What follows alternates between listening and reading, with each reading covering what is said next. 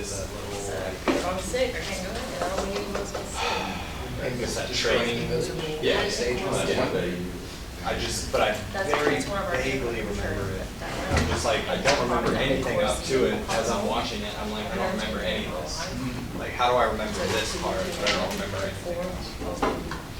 I'm like, but I just like, how many more episodes are there? Of course, it's like 100, 150. It's a lot. The worst part is like, they're all like super filled. Like, Oh yeah, filler ice. I do my best, like, if they're just like talking nonsense or like doing banter or. All right, folks.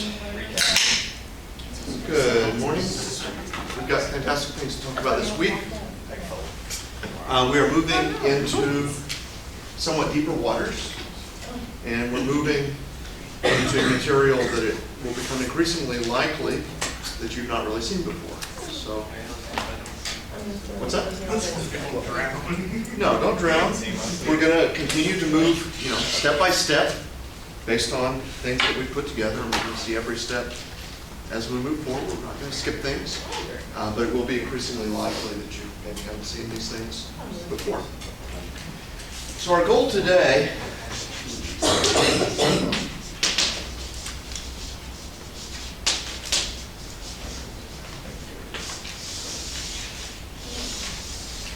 is to think about what we could possibly mean when we say multiply vectors. And I'm going to suggest to you that we'll be guided by two principles as we think together about what the definition for this could even mean. And that might be a bit of a new thing for you, that we get to decide to some extent the way the mathematics works. But to some extent that's true, as long as we set up a framework which is internally consistent. And we also like that framework to be useful. I suggest that these will be the two principles that guide us today as we think. So, I want to think in general about two vectors which we might call A and B, and each of these might have X, Y, and Z components along the X, Y, and Z directions. I want to think a little bit about what we can mean by multiplying them. I'm just going to write them next to each other, kind of in parentheses, to imply multiplication here. And I'm going to wait a little bit to put the sign between the two, because as it turns out, there are different types of multiplication that we might mean, and each of these different types of multiplication comes with a different sign. When I was about at your level, some years back, I was taking a summer school class at Texas Tech, Yes. and I noticed that every once in a while, the professor of this class would write his multiplication like that, and every once in a while he would write his multiplication like that. And I thought, well, that's cool, because I learned in second grade that both of those are acceptable ways to write multiplication, so whatever, doesn't bother me. It didn't take too long, thankfully, because summer school moves really quickly, for it to dawn on me that he meant something different by those two multiplications. And thankfully it all got figured out before things had gotten completely off the rails. But indeed, over the next couple of days here, we're going to define each of these multiplications to mean different things. Let me go ahead and give you a little bit of vocabulary preemptively for the way that things are going to work out.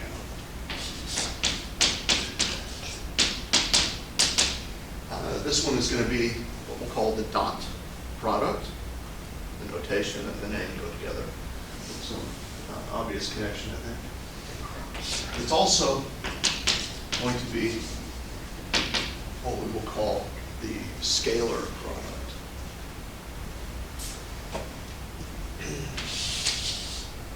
This one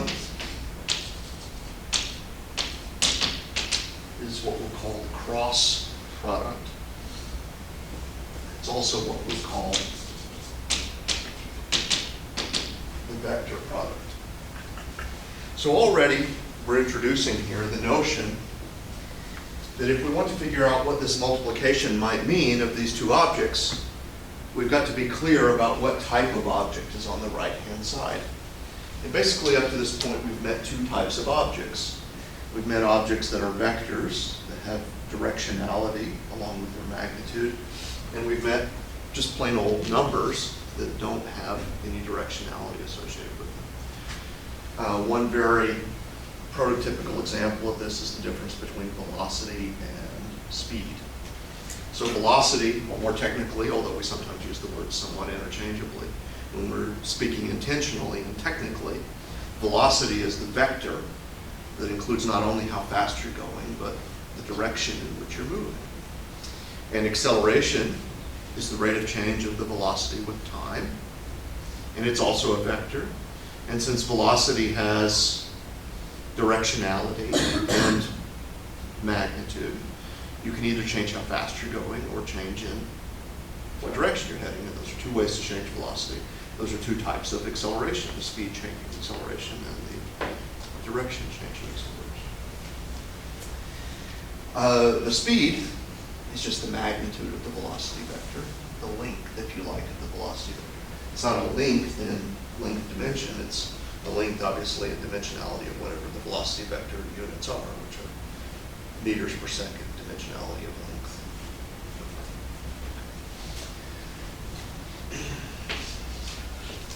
What's the point of that? The point is really, we have to specify clearly what type of object is on the right-hand side after we multiply two vectors. And the two possibilities which are presenting themselves to us as obvious candidates are either, well, you get another vector after you multiply the two vectors, or you get something that's not a vector, you get a scalar. So of these two possibilities, I'm going to suggest that we pursue what you might suggest as the simpler possibility first. I want to pursue the possibility that we multiply a vector times a vector, and we get a scalar. And I've already suggested to you that the notation that we'll use for that is a dot. So I want us to think a little bit about what the properties of this dot product could possibly be, what a good definition would be for this dot product. And the first thing that's got to guide us is that whatever we put on the right-hand side of that expression does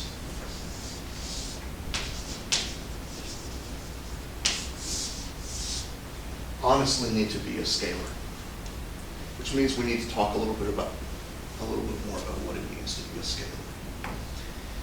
A scalar is something that does not change value under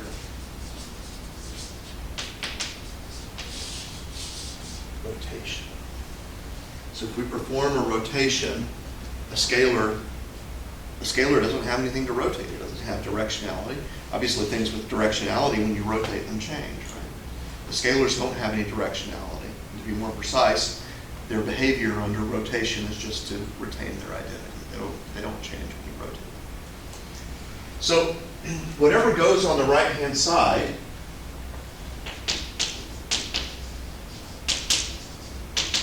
of this expression, which we would read in English as A dot B, has got to be built out of things obviously associated with the vectors that we're comparing, but things which don't change when we rotate. So what I want you to do is to think with me and to suggest possible candidates for that.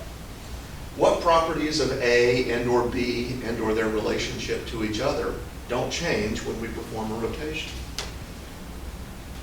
The magnitude. Okay, so the magnitude. So if we have, call this a vector, let's say, and I can rotate it however you like, but rotating it, although it changes its orientation, does not change its length, right? So its magnitude. So it would stand to reason, wouldn't it stand to reason that things that we would be allowed to put on the right-hand side here would include the magnitude of each of those vectors? And wouldn't it also stand to reason that if we want this to be a sensible product, that if A and B each appeared on the left-hand side once, they would each appear on the right-hand side once? So let's start off with that.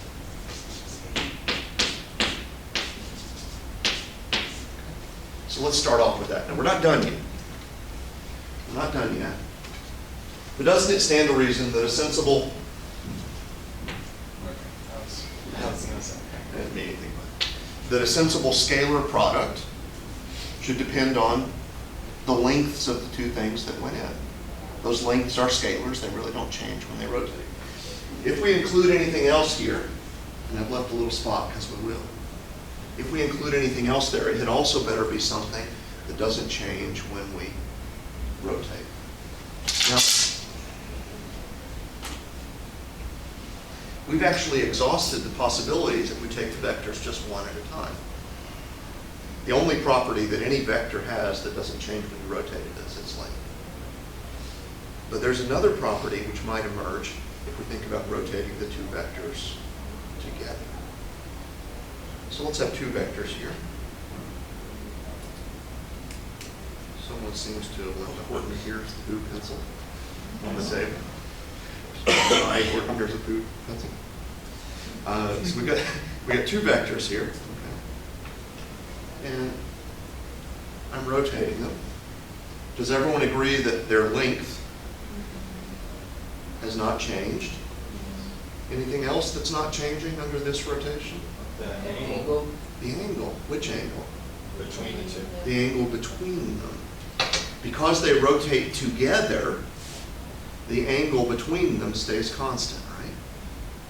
Now, generally speaking, it's very poor behavior for angles to run around bare. Angles generally live inside what?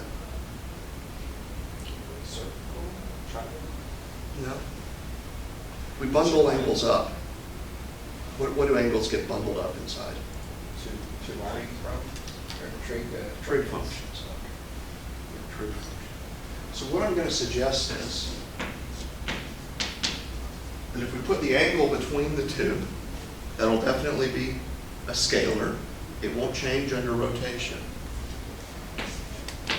But the most sensible way to put an angle in is to put it in bundled up inside a trig function. If I just had the angle flying there by itself, my result would depend on what units I was expressing the angle in. Do I really want that? No. I really want something that's a property of the angle, a trig function of the angle. What would be good candidate trig functions? Cosine might be a good candidate trig function. What might be another good candidate? Tangent. What might be another good candidate? Sine. So I'm going to suggest that sine and cosine are our good candidates. And I want us to think a little bit about the differences between the two, what each of the two definitions would mean. So if we have vector A and vector B, and remember again, I'm allowed to pick these things up and move them around as long as I don't rotate them or stretch them. I haven't changed their identity, at least not in a flat space, which is the only type of space we're concerned with. I've got the angle between them. I'll call it theta AB, the angle between A and B. And I've oriented the two vectors so that their tails are touching. If their tails are touching, that's the context in which the angle between them becomes a sort of well-defined type of thing. So I've got them tails touching. I've got a very clear depiction of the angle between them. And I want you to think, if I'd written this as, cos theta or sine theta or whatever, right? I could think of it as A times trig function theta or B times trig function theta. Which one I think about being the hypotenuse of my triangle, and which way I draw the triangles a little bit up to me. Right? But I'm going to imagine, just for sake of depiction, I'm going to pick one or the other. It doesn't matter which one you pick. For sake of depiction, I'm going to pick the one where A is the hypotenuse of my triangle, and then I'm going to draw a right angle. So on top of that, I want to label the two sides of these triangles. So each of them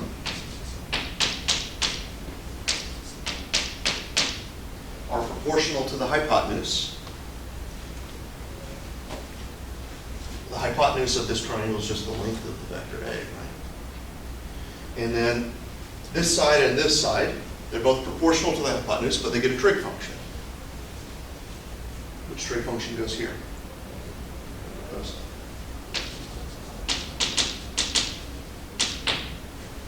That's the side close to the angle. This one, its trig factor is Such a wide workaround. now.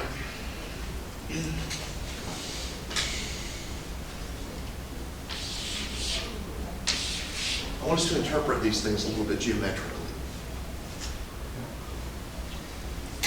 This one with the cosine factor, that's the portion of the vector A. You see how I've broken A up into two parts? I've broken up A into two parts. I want you to use some descriptive language. How would you describe this part of the vector A with respect to its relationship with B? It's partial? Part of it? You said an angle? Describe, okay. So here's A, right? I'm going to break A up into this and this relative to B. Right? How would you describe this part of A relative to B? What's their relationship?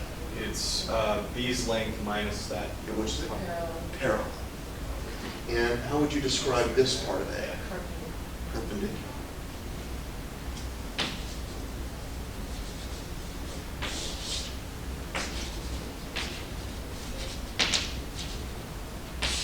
Now, if we decide to put our cosine here, we'll be taking the portion of the two vectors that have what geometric relationship with each other? Parallel. If we decide to put a sine there, we'll be taking the portion of the two vectors that have what geometric relationship? Perpendicular. That's very, very important. That basically boils down to the distinction, at least in terms of magnitudes, of our two vector products of vectors. The one that we're going to choose is cosine. The one that we're going to choose is cosine. This turns out to be a very physically relevant definition. It turns out that sine is better for what we're going to call the cross product, and cosine is better for what we're going to call the dot product. You guys remember the definition of work? What's work? Force times. No. No. Force times distance.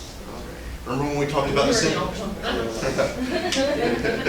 Remember when we talked about the simple machines? We said, you know, if you want to lift something really heavy, have a lever. Put your pivot here. I can move through a bigger distance here, but with a smaller force. To move this thing over here, a smaller distance with a greater force. Same thing with my pulleys. If I pull a pulley over a greater distance, I can exert a smaller force. But I've done the same amount of work at the end. Force times distance. Now, work. This is sort of the elementary school definition of work. Let's take it up a notch. Force. Is that a vector or a scalar? Does force have direction associated with it? That would make, yeah, I would think a vector. That would make it a vector, right? And distance, is that a scalar or a vector? Scalar. Distance is the same. Well, displacement, let's call it. I can move something a certain distance, but can I also describe it as moving in a certain direction? Yes. So more properly, both of these terms should really be described as vectors, right? What about work? Is it a vector or a scalar? Scalar. It's a scalar. So if I really want to understand this kind of elementary school level expression, work is force times distance, a little bit more deeply, I ought to understand that force and distance are both vectors, and I need some sort of product between them that turns them into a scalar. It so happens that there's another property of work that's very, very important. It's that you should only count the force and the distance if they have what geometric relationship to each other? Parallel. So our dot product is the perfect product to describe that physical quantity. So, for example, to say that hopefully very, very simply, if I push the eraser up against gravity, I've done work. This is not doing work, at least not moving at constant speed work, because I'm pushing up, but moving sideways. How can we understand that? If I push up while moving up, I've increased the object's ability to fall, right? I've given it more energy. If I push up by moving sideways, while moving sideways, am I increasing its ability to fall? Now, have I given it more energy? Well, not unless I've changed the speed. Have I given it more energy? Have I done work? I only did the work when I was pushing up while moving up. Or, now watch this, if I'm pushing up while moving down, did I do work? You're pushing up while moving down. Yeah, I'm pushing up to keep the thing from falling. Okay, now I'm pushing up while moving up. I'm trying to do all this at constant speed. Now I'm still pushing up to keep it from falling, but I'm moving down. Am I doing work? Yeah. What type of work? Negative work? That's right. Watch this. Positive work and negative work. What was the sum total of the work? 0. And doesn't the thing have just as much energy as it started with? So a more sophisticated definition of this would be that. It has all the properties we need. Force is a vector, distance is a vector. I multiplied them together and turned them into a scalar. And I only took the portion in the product of F that had what relationship to D? Parallel. And if they're completely anti-parallel, what's cosine 180? Pi is 180. What's cosine 180? 1. Oh, 0. Graph. Cosine? What's cosine 0? 0. Or 0 is 1. Cosine 0 is 1. Cosine 90 is 0. Cosine 180 is negative 1. So if they're completely anti-parallel, what does our dot product definition give us? A negative sign. Positive work, negative work. Okay, so it's built right in. See how nicely this mathematic? So what did we want? We wanted something that was consistent and useful. I feel like that's a life lesson. Pretty good life lesson. This is our definition. This is our definition. By construction, now, again, we got to pick that. Now, I'm sorry to tell you, actually, some other people already picked it before we showed up to class today, but it was a good choice. Nevertheless, we, in the broader sense, got to pick that. But it's consistent, and it's wildly useful. This is our definition. The dot product of two vectors is the magnitude of the first times the magnitude of the second times the cosine of the angle between. By construction, it really is a scalar.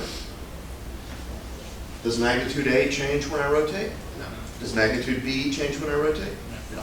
And if I rotate them together, both of them, does the angle between change? No. Therefore, does the cosine of that angle change? No. So is it honestly a scalar? Yes. And it's a scalar with just exactly the right properties that we need, for example, to calculate physical quantities like work. Does that all make sense? Now, I want to do something next that may seem like a little bit of an abstraction, but stick with me.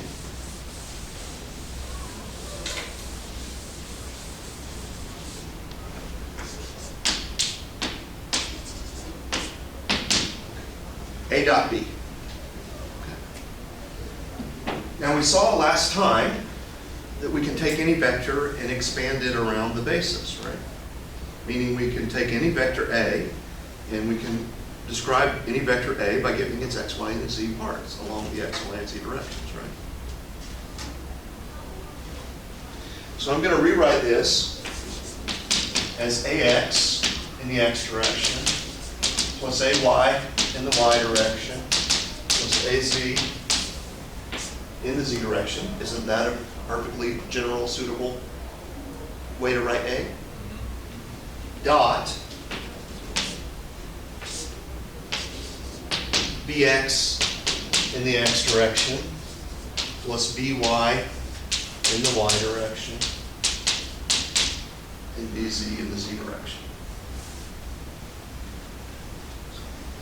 Now, if I multiply two things together that each have 3 terms, how many terms should I end up with? 9 is right. So if I see that this is going to expand to 9 terms. Because I've got to take this one with each of those, plus this one with each, plus this one with each. 9 ways to do it, right? Okay. So let's write them all out. AX, BX, X dot X. Now, I want to motivate why I've written it in that form, right? X hat is really a vector, right? It really is a vector.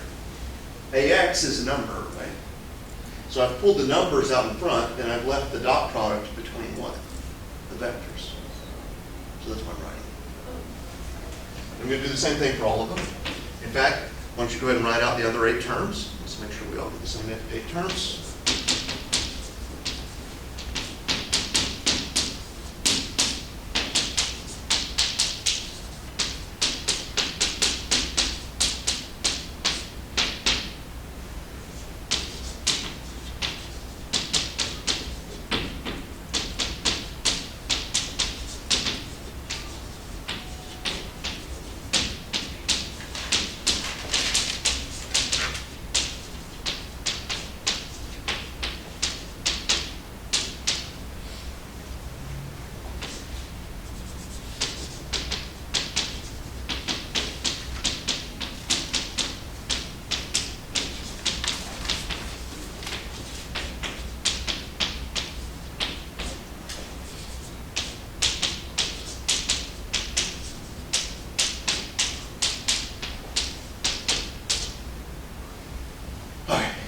Got 9 terms. You almost got 9 terms.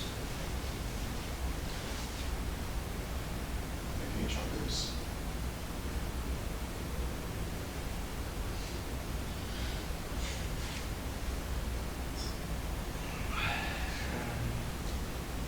In between the second line and the third line, is that 8 plus or 8 multiplied? The world's ugliest plus. This should definitely be plus. Yes.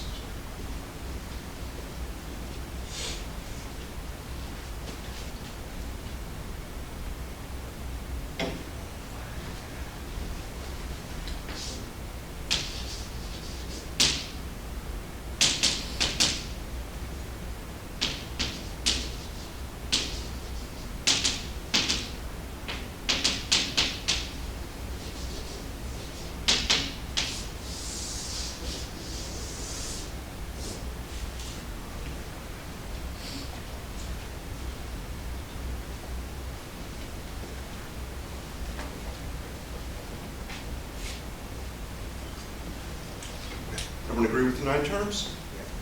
Now, come back here.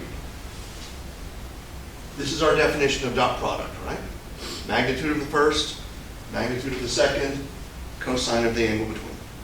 We defined that. We've got to apply it consistently.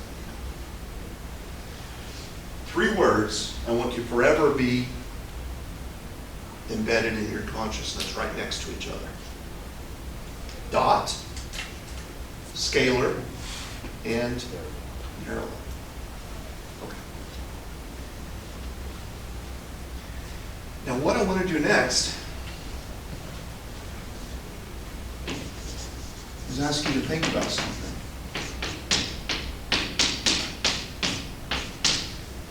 What is x hat dot x hat?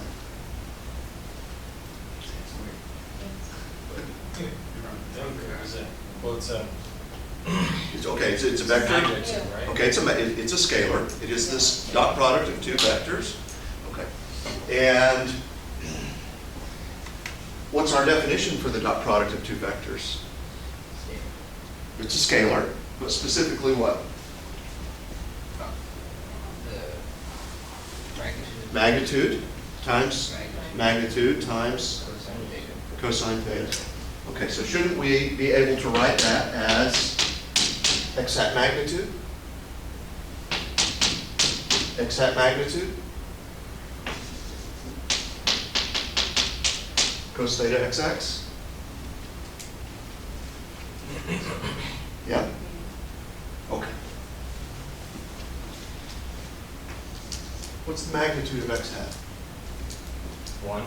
Yeah, what did we call x hat? What were other names for x hat? X direction. And what type of vector is it? Unit vector. Unit vector. What did unit mean? 1. One magnitude. So it's the vanilla length. It's the basis. The important thing about x has its direction. It's got the vanilla length. The vanilla length is 1. It's relative. So magnitude x hat is 1. Magnitude x hat is 1. What's the angle between x hat and x hat? 0. 0. What's cosine 0? 1. Make a wish. So x hat dot x hat is 1. Wonderful. So that. Does anyone see any other ones sitting up here? The y. Y dot y is 1. Any others? Z. Z dot z is 1. 1. Excellent. Now,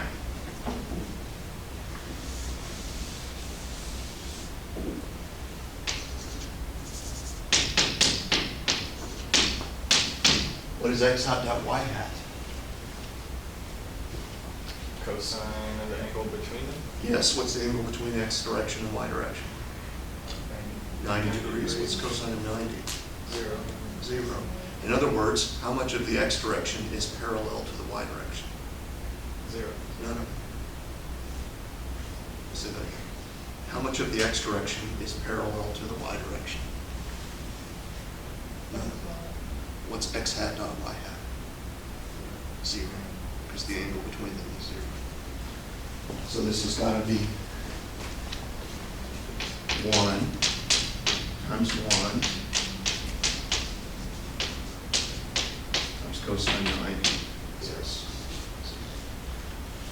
So what? Unit vectors that are the same have a dot product of 1. Unit vectors that are perpendicular, in other words, the most non-parallel thing you can be, orthogonal is another word, have a dot product of 0. Oh, that's great. It's everything else. So that's 0. That's 0. That's 0. That's good, because I was thinking this thing was a little messy.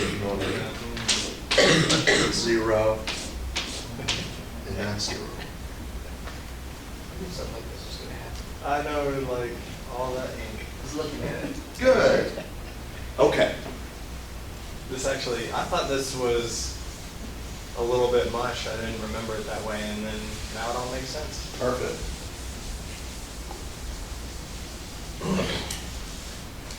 So, let's write 3 things down now that are all the same as each other. A dot B is magnitude A, magnitude B, cos theta AB. But it's also this plus this plus this.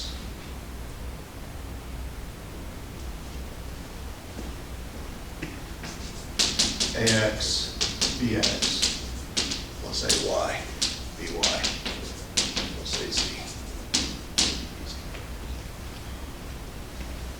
there any reason, or any way to actually utilize the cosine as opposed to just like using it to cancel out, I guess? For sure. This is a wonderful, useful formula, and we're going to see exactly some ways in which it's useful. One of the most nifty things it's useful for is finding the angles between vectors.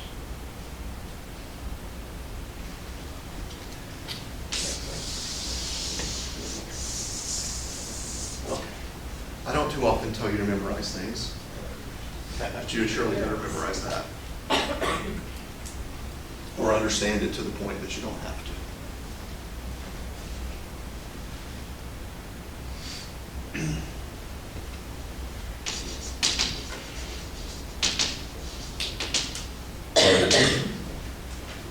Let me show you an interesting application. For starters, instead of doing A dot B,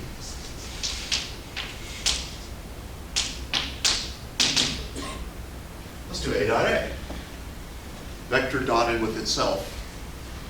If you think about that for just a minute and see if you can put a name on the result you get.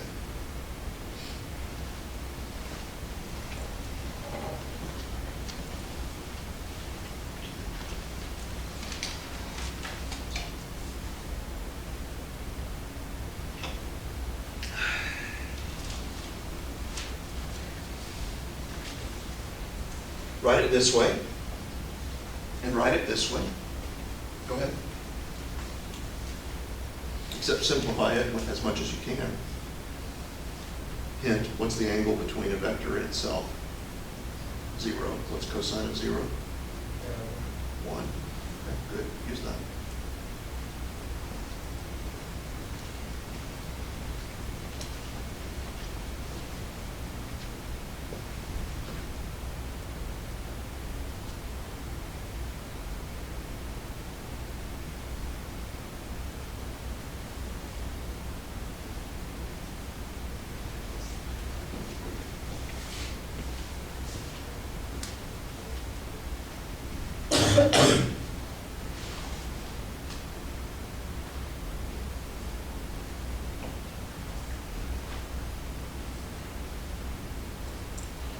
Everybody see a pattern they like? See anything vaguely familiar? Something you could put a name on?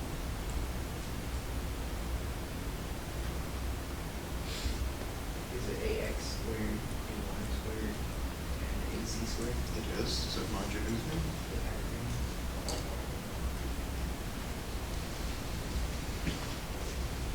So this just becomes the length of A squared, right? Just length, magnitude of the first one, magnitude of the second one, but they're both A. So it's magnitude of A squared. What's that? That's what threw me off. What's in the cosine 0 is 1. Equals AX squared plus Y squared. That's Z squared. So what does this say? It says that if you want to find the length of a vector,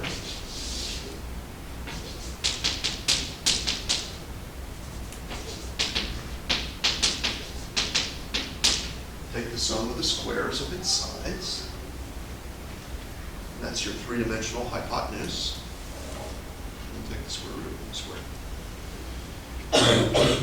If you were just in 2 dimensions with no z part, this would exactly be the Pythagorean theorem, wouldn't it? And just fell into our laps for free.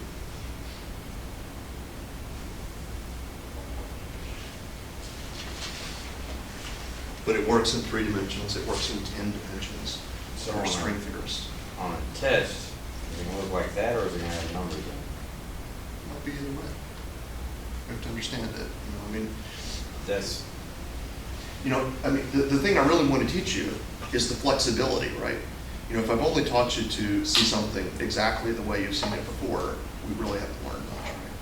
And I need to teach you the flexibility to, adaptively use these ideas, right? And we'll see more examples like we did before of things that are very much the way that you'll see them on a test.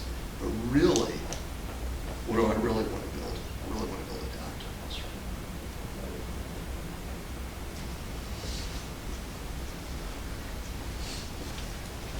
what's the big idea? I want you to absorb the big idea.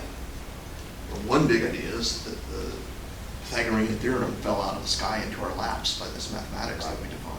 That's a pretty big idea. What's the application? Well, the application is, how do you figure out the length of a vector? You take the square root of the sum of the lengths of its sides. It's a pretty big idea. You should be able to use that in any context. Now, I'm going to show you one other big idea.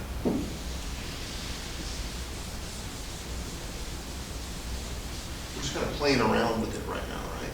We're kind of studying this new thing. We have a new toy, playing with it a little bit, seeing what its properties are over there. Right? I'm going to show you one other property that's hiding in this thing we built.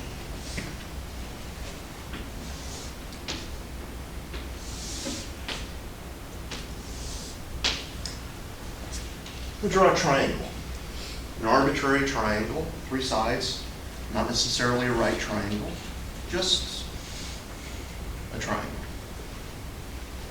And I'm going to put arrows on each of the sides, and I'm going to label each of the sides as a vector. I'm going to call this vector A, call this vector B, call this vector C. And since I put the tails of A and B right together, I can easily define an angle between them, yes? So we'll call this AB. Any guesses where we're heading?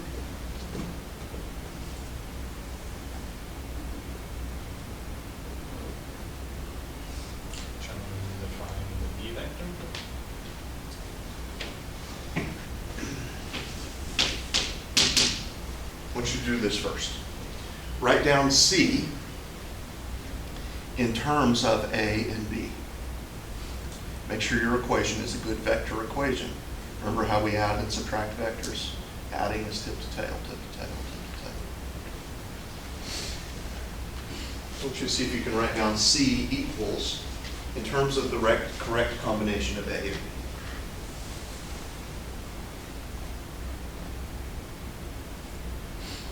Does it have to be in terms of this formula that we already have?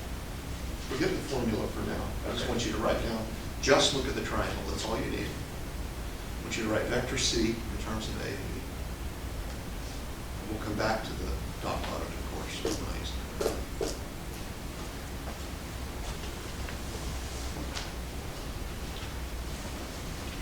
Here's a hint. It might be easier for you first to write down B equals.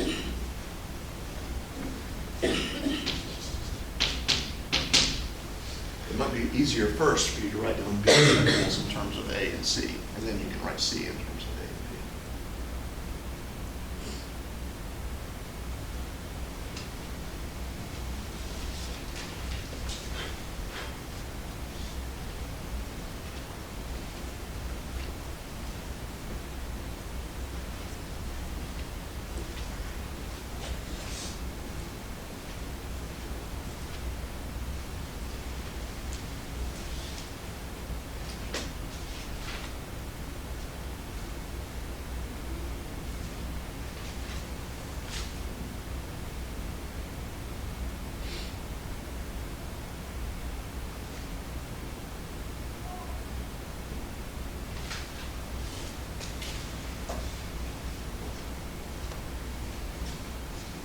What'd you write to B equals?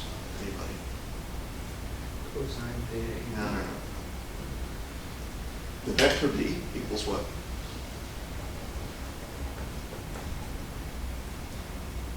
The vector equation. This, Absolute value. let's get up to those vectors. This is the same as this, C. and then this. So B is A plus C. Good. Everyone agree that that works out by the arrows? Just follow the arrows. This is the same as that and this. Good. Okay. Now write an expression for C in terms of A and B. B.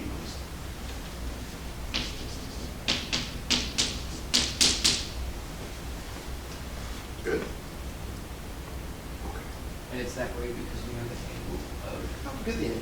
Forget the angle. Forget the angle. Just look at the arrowheads. Going from here to here is the same at the end of the day as going from here to here, then here to here, in the tip to tail relationship. So it's about the arrowheads. Okay.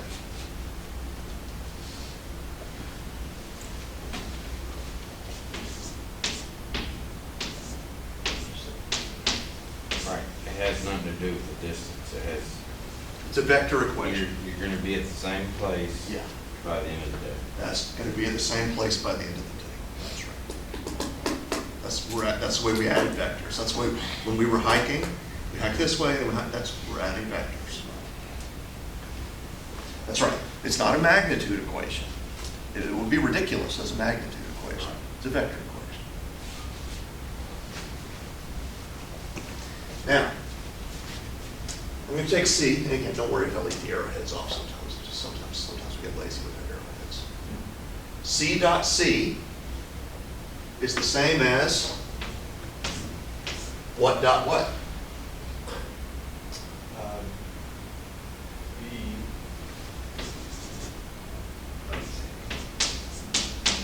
That must be nice. Yeah? Yeah. Okay. Now let's expand this out. Each of these have two terms, so how many terms should we expect? 4. One of them's going to be B dot B, right? One of them's going to be A dot A, right? Minus. I already wrote that equation down too. It's like, Yeah, and this one comes in twice, right? B dot minus A and minus A dot B. The order doesn't matter, so that's minus 2.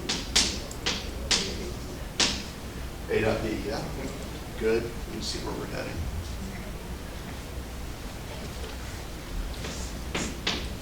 Let's just C dot C again.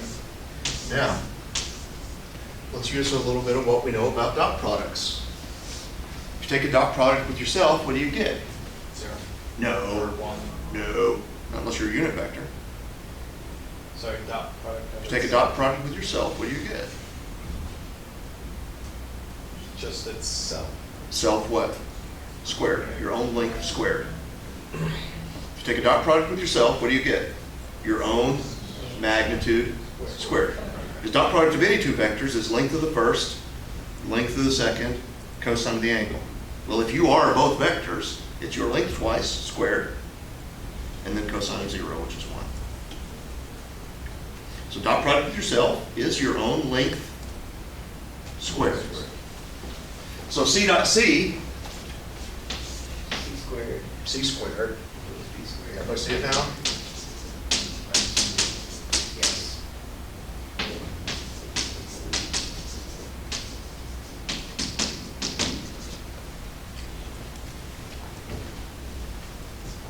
There's our law of cosines.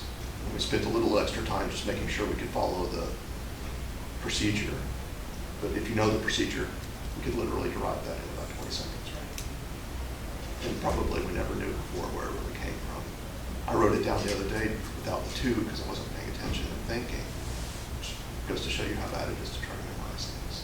But if you think about it for half a second, there's got to be a cross term there. There's got to be a 2, right? Makes it easier to remember that one. Oh, yeah. It's easier to work it out than to remember it, probably. If you remember it, it's true.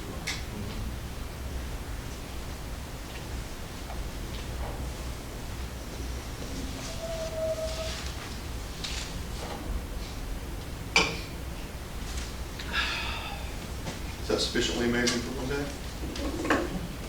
Maybe they'll get. Are you not impressed? Okay. I will see you back on Wednesday. Oh, we have a talk today. shot from Mathematica is coming. You all know what Mathematica is? Mathematica is the world's greatest piece of software. It is also not only a piece of software, it is a programming language that lets you build your own software, which I think is a prerequisite for the world's greatest piece of software. It has to itself be able to create software. You probably could write Mathematica in Mathematica if you wanted to. So that's pretty great. You know, people used to talk about mills as like the machine that could build themselves, right? Mathematica can write Mathematica. Anyway, you all have a subscription to Mathematica waiting for you for free. Well, not really free, you pay for it because you pay to be here. But in the sense that you are members of this institution, He's gone live. go to the physics department website. Somewhere on, we've got a rebuilt physics department website. It's much nicer than it used to be. It still needs some work. It's much nicer than it used to be. There's a link there that says Get Mathematica somewhere down in the links section. You go to links and Get Mathematica. Follow the instructions. But come to the talk today at 2. Turn in your notes for me, and this will be another extra credit opportunity. And we'll have some makeup. We're never able to do extra credit. Well, Every time. we do the talks and we can have them. We know not everyone can always come. We'll have some makeups at the end.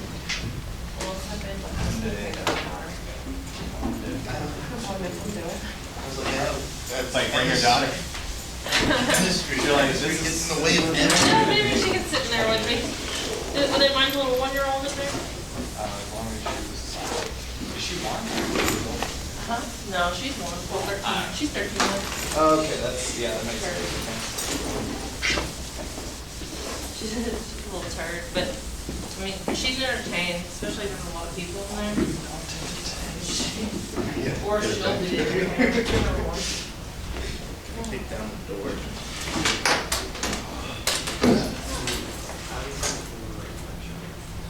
Yes. Okay. Well, put your name on a piece of paper and write down what you can, which may not be much from memory.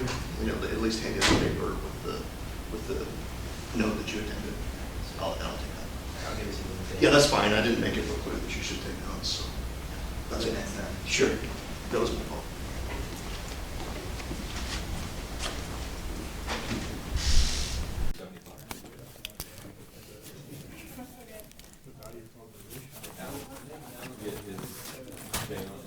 I did, yes, I did. That's helpful. Yeah, definitely. So you could have rather than paying, how much did you pay? I'm not gonna say that.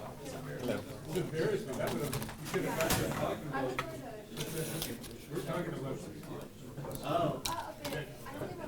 Actually, they only basically 12 lunches, 12 dinners for $7. Plus $25 for Bear Cat. Okay. We go spend on beer,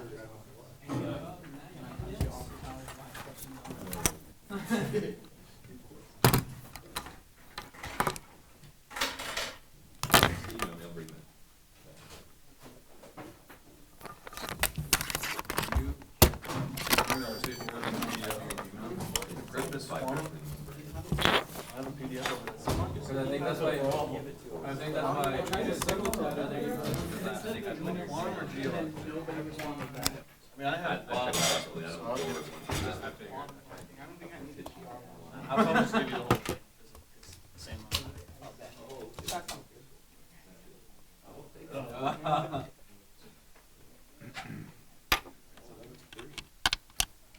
pretty nice.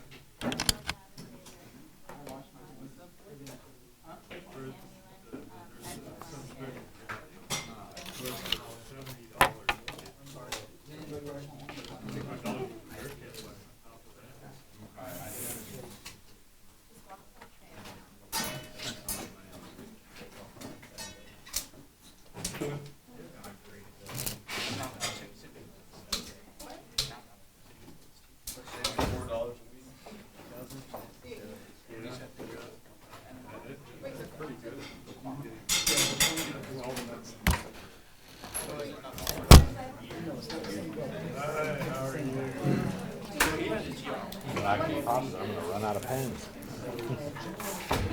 shipment was running low at home. I always ship stuff to my first hotel to avoid having to check the bag if at all possible to avoid that headache. So. What edition of Griffins do you have? I don't know, probably the first. All of them. I'll bring it. Y'all want the PDF form? I have the. Oh, the quantum is the newest, brand new third edition, I think.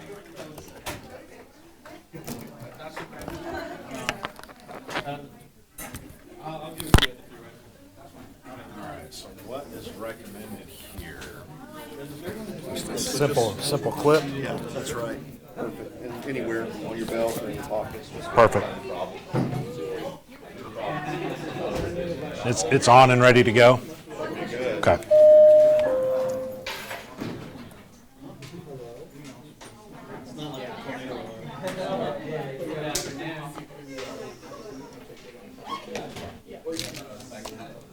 Okay, folks, so glad to have you with us this afternoon. Hi there, how are you Great to see doing? good turnout. We're very pleased this afternoon. Pass a to, couple invite Chris Scott back. from Mathematica. I've expressed my feelings to some of you on various occasions. Just have you pass those around if you would. Most For me. important That's all piece I've of got, software in the unfortunately. world, and at least in my opinion. It's a piece of software that allows you to write other software. It's a piece of software that facilitates in a beautiful way tremendous amounts of scientific analysis all over the planet. We'd like to present our guests with a few gifts before we get started here. This is our departmental t-shirt, in a brand new orange color. And secret code Very there up nice. at the top is SHSU, and we've got our university mascot Okay. on back there. Awesome, Now, thank most you. importantly, for a computational person such as yourself, we're going to go a little back in time to the computational Gotcha. tool of, Okay. of Very cool. yeah, from a more civilized age, right? Mm-hmm. More elegant. Absolutely. And we'd like to pass a few of those to you. Do you ever, by chance, see Dr. Wolfram himself? I do. Absolutely. If you would pass one of those to him, we Okay. would be tremendously Sure. honored. Absolutely.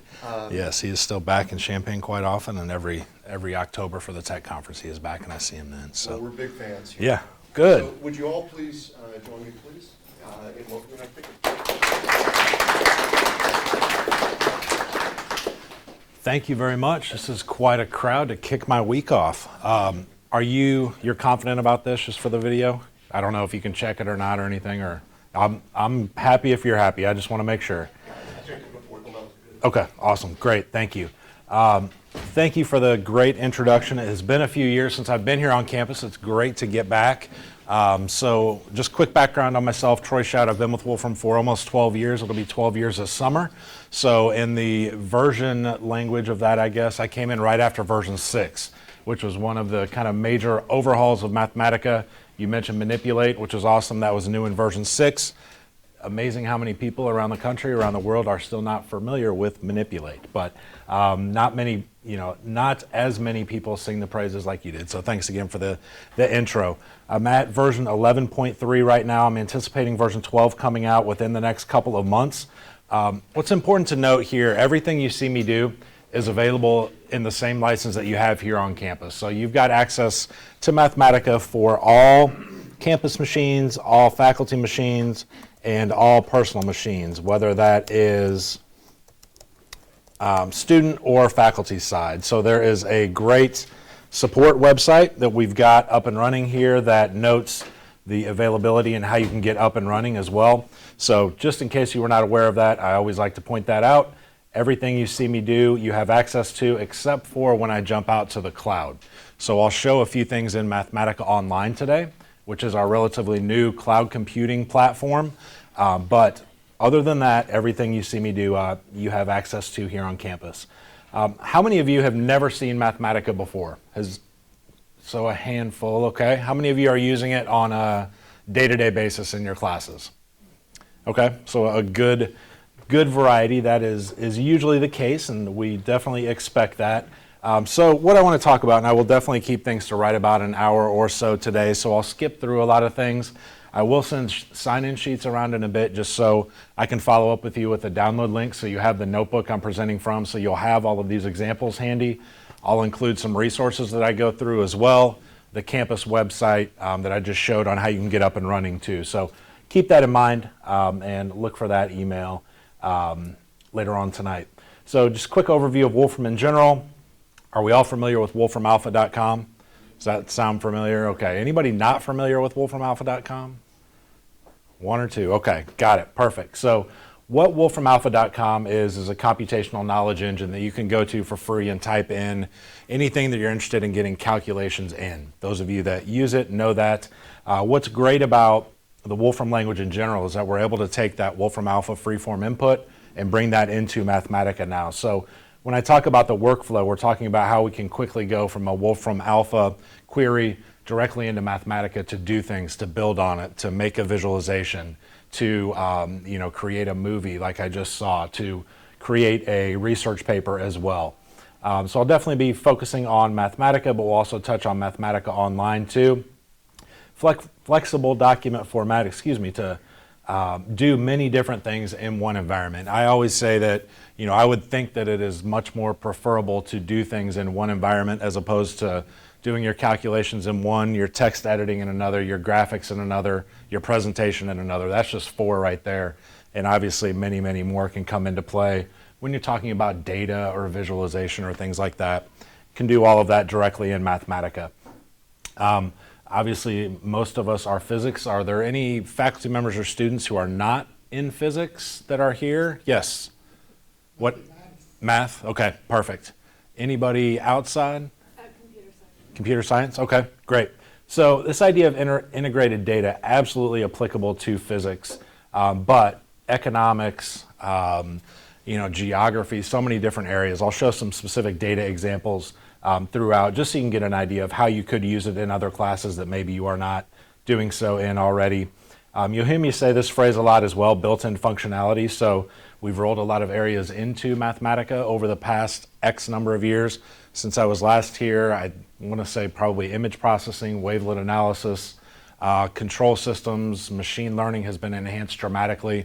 So we are rolling things into Mathematica proper, if you will, as opposed to needing separate application packages or anything like that. So I always like to point that out.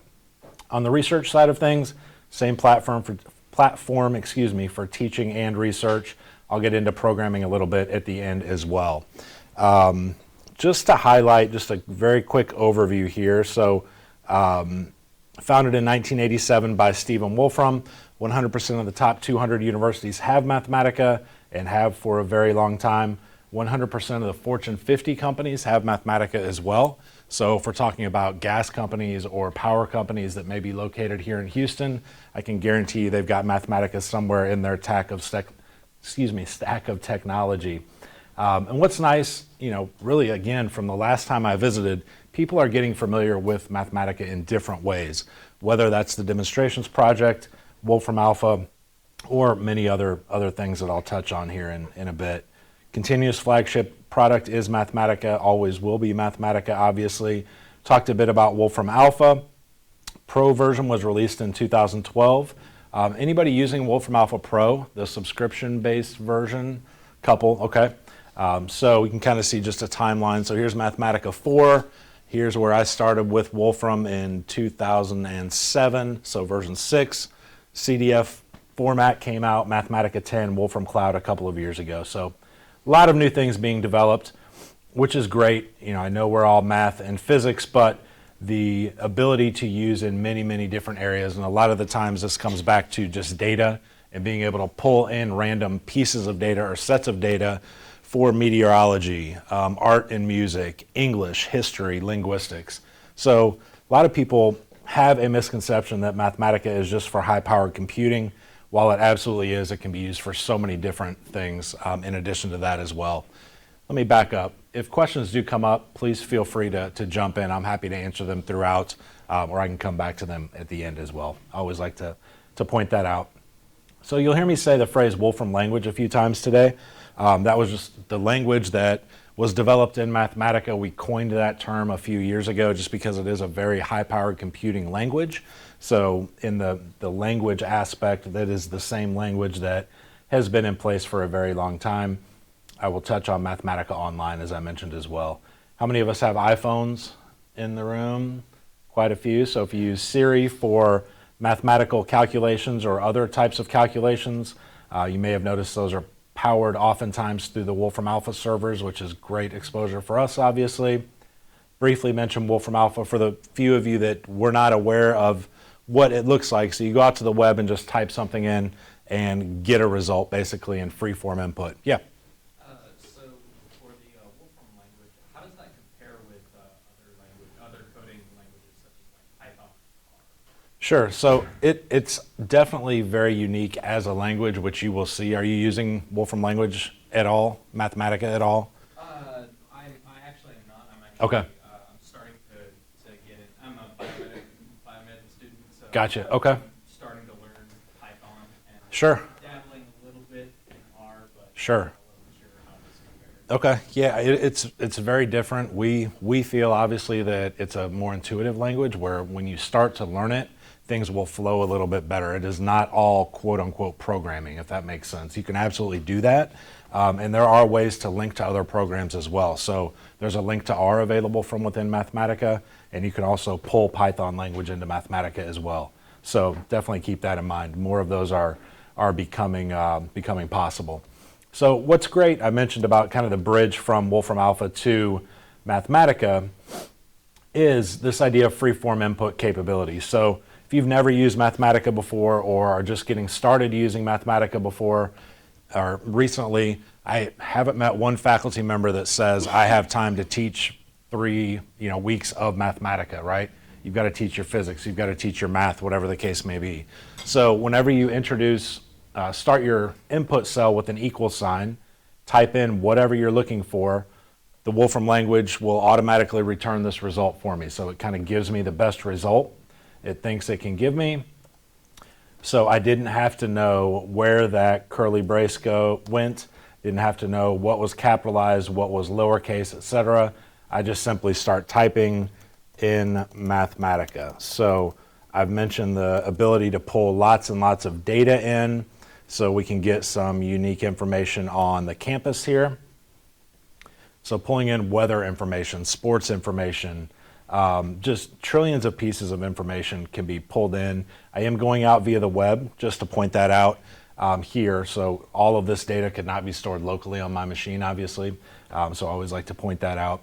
But location, website, local map. We've got some student population numbers, undergraduate students, cost and tuition. I always fly through that really quick. Bachelor's degrees, master's degrees, fields awarded as well. So this Wikipedia page history is always pretty interesting too. What happened at the beginning of 2012 around campus? Does anybody know?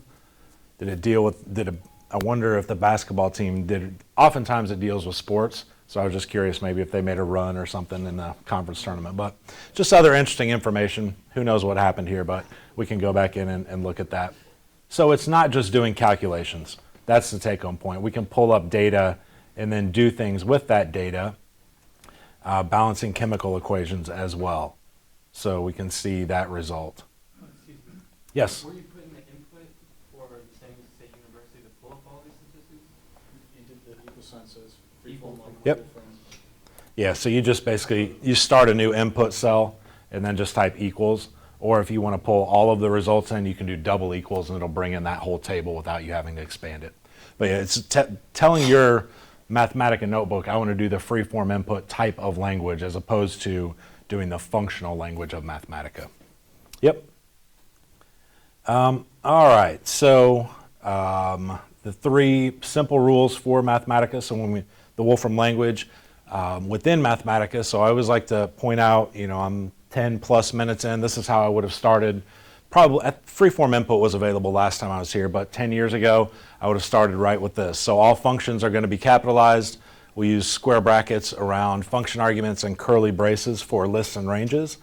Obviously, at the very basic level, that is our Mathematica syntax. So I open up a new notebook, and what do I do to get started? Just a couple of other helpful hints here. Let me just pick on my boring sine plot again. So this suggestions bar is new. I apologize, this is fairly small, but just a way to enhance what you're doing or give you suggestions on other things you can do. So there are many, many different options within the Wolfram language where you can change around the look of graphics, where you can add different functions in to do, whatever you want pretty much. But you need to know the function name, right? So this kind of goes with the freeform input capability. If I'm just pointing and clicking, I can then click on this curly Q at the bottom to when I hovered my pointer over that, it said roll up input. So this is these are the functions that you would have needed to use for that exact same graphic. So great, fairly new way of getting started, and just not doing just basic graphics or anything, but if I do this crazy multiplication, can do that, and what is the scientific notation, what are the digits in this particular answer, etc. Those of you that may be longtime users of Mathematica may not like the suggestions bar, you can absolutely turn it off. So there's an X on the right hand side. I always like to mention that as well. We are not forcing you to do things a new way. Most of you that have been using it for a long time are no doubt on your keyboard typing in the functions and the options, which is great. Anybody using the Classroom Assistant palette a lot for input? Okay, good. So I mentioned when I first got started, the ability to live in one environment. So if we want to have our mathematical symbols within Mathematica, we can absolutely do that. If I scroll up to the top, we can see some other options. This is all point and click functionality as well. So if I want to I'll just pick on my good old boring 2D plot once again, click on the plot button, it will take that syntax over to my notebook. So Classroom Assistant palette is great as well. Whether you've used Mathematica for a long time or have not ever used it before, just another way to avoid needing to know a lot about the language as you are getting started. Any initial questions at this point? Good? Okay. Close out of these.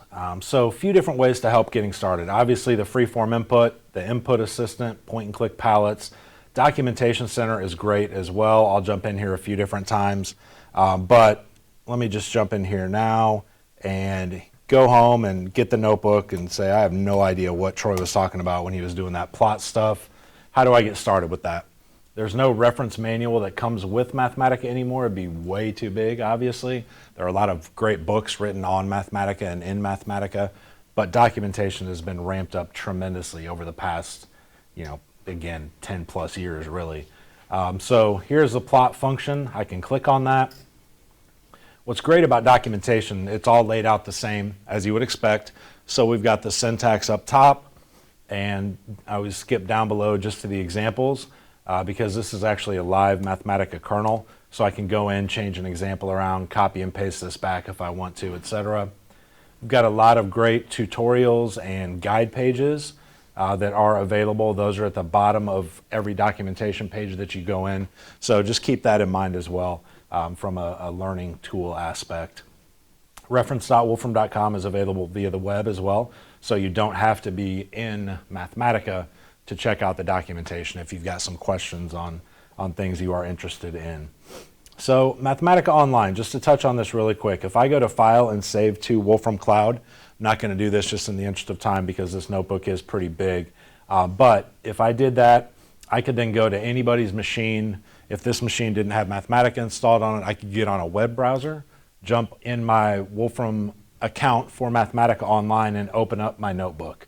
So obviously for added deployment, a huge benefit is to have access to Mathematica Online, added devices as well. I've got the Wolfram Cloud app on my phone, so I can go in on my phone and look at notebooks, iPads, tablets, etc., not being tied to that local installation. I'll jump into Mathematica Online here in a few minutes, but definitely a great new tool. Many, many schools around the country are utilizing Mathematica Online in conjunction with Desktop Mathematica still. So here's the look of Mathematica Online out on a web page. Again, I'll get there in just a couple of minutes. Let me move forward here, assuming I didn't just crash my Mathematica notebook. No, never does, especially not on the first talk of the week, just a few minutes in. So technology is great until it's not, right? And it did just exit me right out. That's okay though. Let me go, while I'm opening that back up, I will just jump out to the cloud to show that I really don't need Mathematica installed. I do not have my talk notebook on the cloud. I probably should do that in case Mathematica really just dies on me one day, I guess, huh? Let me open this back up. Okay, so now I flipped out to a browser, so I'm on the web. Anybody could go out, assuming you have access to Mathematica Online, obviously. But if I just do my basic plot, sine of x, sorry, that's pretty small. But same type of look, same type of feel. You get the suggestions bars as well. If I want to then quickly open this file in Desktop Mathematica, go to File and open this file in Mathematica, and I've got a local notebook down here on my bar down at the bottom that I could open up. Great sharing component as well. So if I'm working on a project with a few different people, I can create a group of individuals with their Wolfram IDs to share notebooks with. So added device access, added sharing capabilities. What course management system do you use here? Blackboard, Moodle, Canvas, Blackboard? Okay, so the ability to iframe into course management systems is another big benefit of Mathematica Online as well. All right, now let me see if Mathematica will play nice this time around. Sorry about that. See, it does still happen even on a Wolfram issued computer, so it's not just you if it happens to you. All right, so I mentioned manipulate early on as kind of one of the biggest new functions in version 6 right after I started at Wolfram, and mentioned as well, a lot of people still are not aware of it. So this idea of quickly making a model that we can then do things with. So this particular model, I'm sure you are bored of this 2D plot already. I've showed it way too many times, or a variation of it. But let's make it a model. So I wrap manipulate around it. I introduce my own function, which I'm going to call FREQ. I can name it whatever I want, frequency. I can name it Troy. I can name it Sam Houston State if I want to, whatever. And then I define what I want that to be. So frequency is going from 1 to 5 in this example. So that quick, I've got this model that I can quickly use this slider bar. I can play this. I can speed it up, slow it down, etc. You get the idea. So nice way to quickly make models in Mathematica. Anything you can calculate, you can manipulate in Mathematica. So not just a graphic like this. I've got a couple of other examples. Similar to that, anything you can do within Mathematica, you can cloud deploy as well. So that will become more apparent here in the next couple of slides. So goofy model, yes, but I'm sure expand was in version 1 of Mathematica, right? So expanding a plus b to the 5th. Now I want to make a model, so let's make a model of a plus b to the nth power, where n goes from 1 to 100 in steps of 1. Again, goofy model, yes, but just shows kind of the power of Mathematica. So working with, not with a particular graphic here, but an expansion model. So we can see those calculate very quickly. Working with histograms as well. So I see a few different cases here, and then I just want to increase that. So same type of feel here with the model, and you can definitely set those options on the left side so it doesn't look so funky. Working with model, excuse me, with images as well. I mentioned that we've got access to image processing within Mathematica. So a commercial strength image processing system directly in my Mathematica, which is directly the same as your Mathematica. So I can drag and drop a logo from my desktop. This is our Wolfie logo here, and can quickly just go in and blur that, as we can see there. So quick and easy to do that. This example is a little bit later on, but I will kind of just show how this ability works in Mathematica. Anything you do in Mathematica, you can deploy via the cloud. So cloud deploy function, go figure. So that's one of the things when you asked about the language, the words and the functions are very intuitive once you start working with it. So this creates a URL for me that I can click on, and now I'm in the browser again, so I can go out and look at this particular image being blurred. One of the few differences with Mathematica Online are with Manipulates, because the calculation is not taking place immediately like it is in desktop, but it's going back and forth between the servers when you're in Mathematica Online. So I always like to point that out. That's just why that hesitated just a bit. So for cloud deploy, does someone I share that link with need to also have a Wolfram Online account? Yes and no. It is guided based on cloud credits. So if you have, as individual here, have cloud credits, anybody can go out and access that particular URL. You can set permissions to be, anybody can have access to it, or you can restrict permissions as well. So that's kind of up to you. But the cloud credits are based on the user who creates the model and would send it out, not necessarily the individual who would be viewing it. So yeah, another good means of deployment. Not limited as far as the number of slider bars in this case, or the number of functions. We can see that here. So Manipulate, very good, easy function to start using to make some pretty cool examples. Here's an example in the cloud. Looks very similar as well. Does it have to be just a bar for Manipulate, or can we input a specific value? You can input a specific value. So one of the great resources that I always point out is our demonstrations project, and there will be a lot of examples here where specific values are input, or you've got checkboxes or something like that. So I would definitely suggest going here just to get a sense of some other examples. How about, I'll just click on college physics here, interest of time. Can never get this browser the right size, sorry about that. So nearly 700 models, something to do with college physics. So you can just go click through these and run them. You can use these immediately in your work.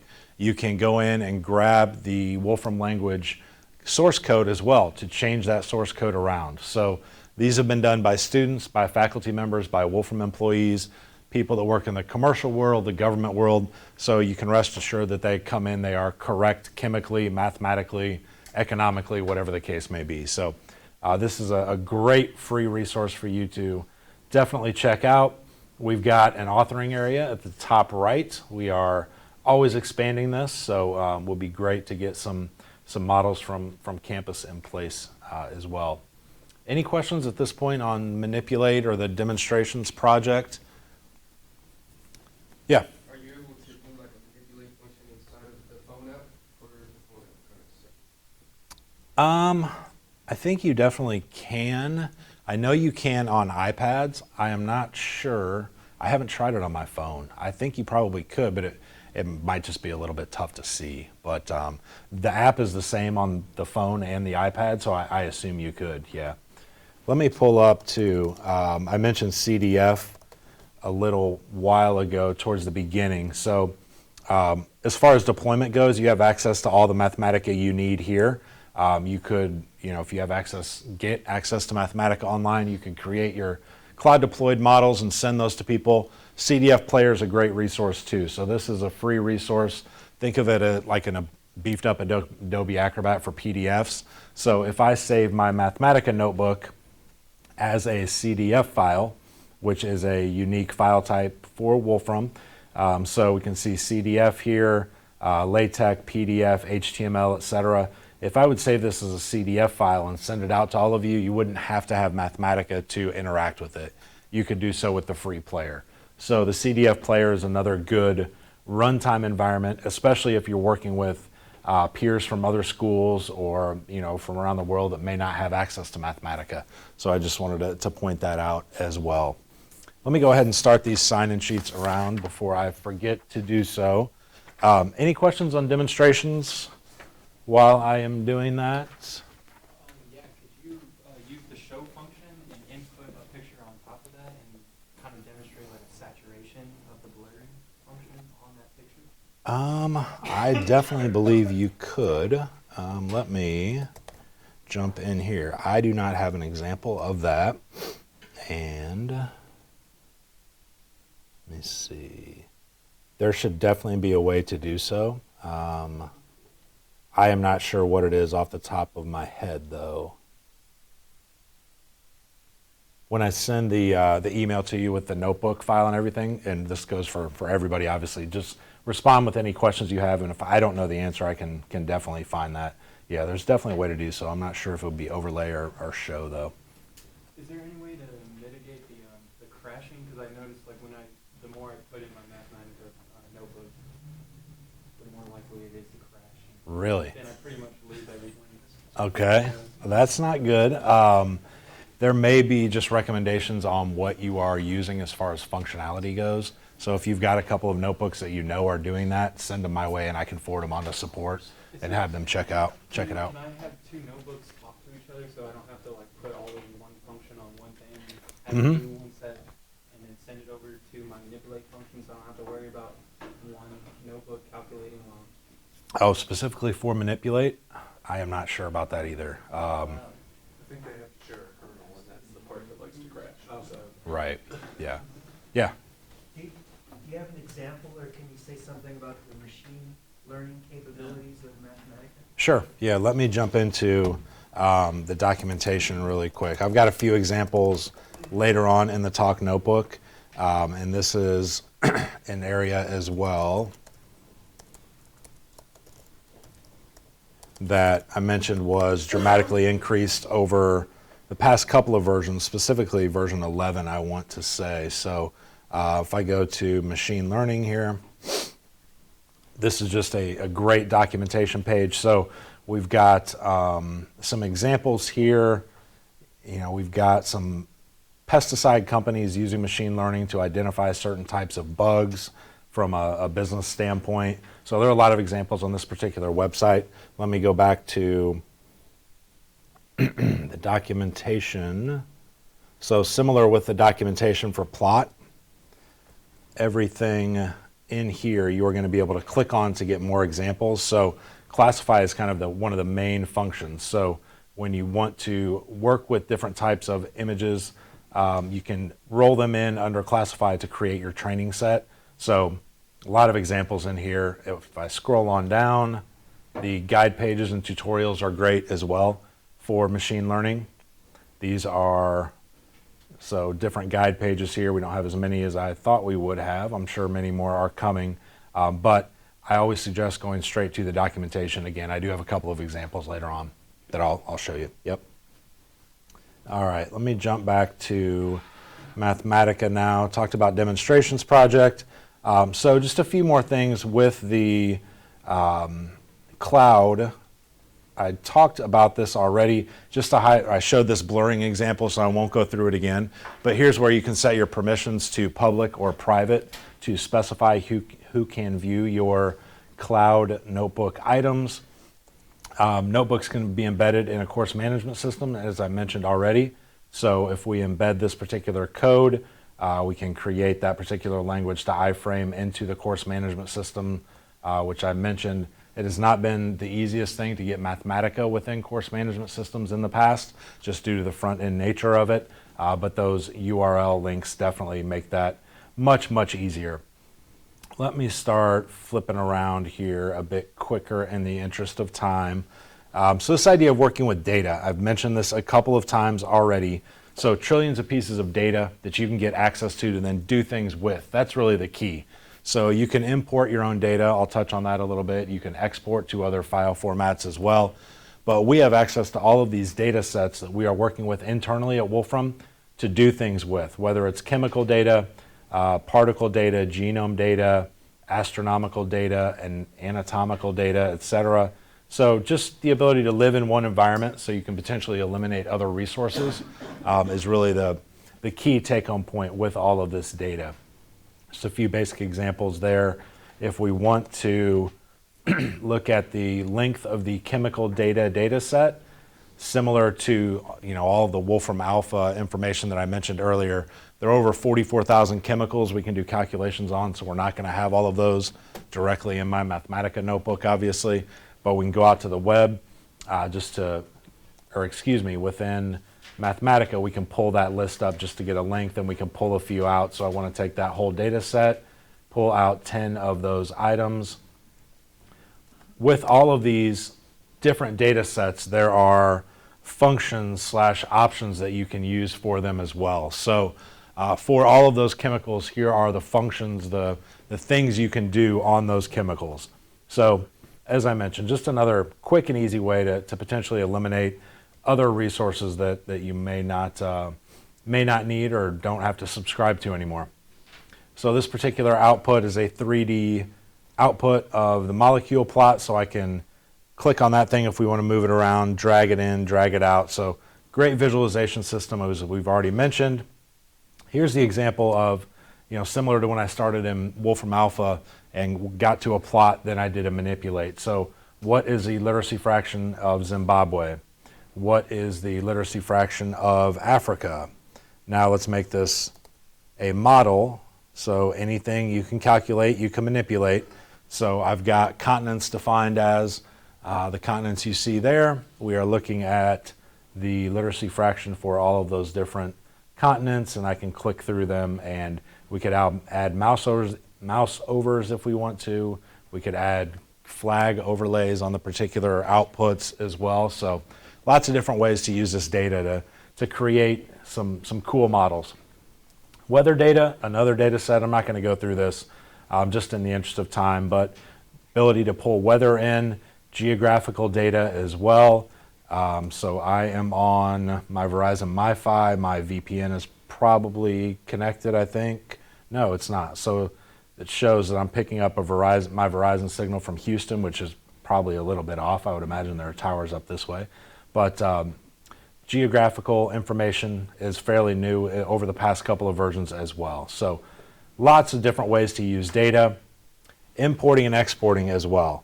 So whenever you type in $ import formats, assuming you can type correctly, here are all the file formats that you can import from into Mathematica.